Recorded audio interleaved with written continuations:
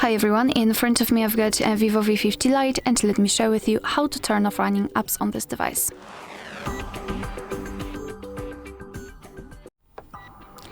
So in this method I will show you how to turn off the apps which are stored in the recents, so those which are still opened in the background.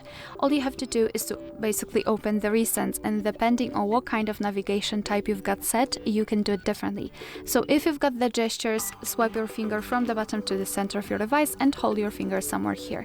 If you've got the recents, the 3 buttons navigation, simply tap on the button with 3 bars icon, which will open the recents. So let's tap on it, and here we've got them. So all of the apps which are opened in the background. All you have to do to close all of them is to tap on this X icon. Of course, if you want to, you can close them one by one manually, just like that, but let's be honest, it's not really that efficient, especially if you want to close all of them. So just tap on this X button.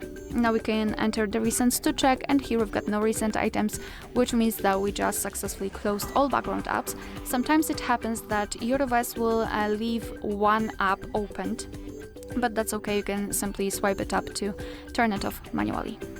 Alright, so that'll be all. Thank you so much for watching. Please hit the subscribe button and leave the thumbs up.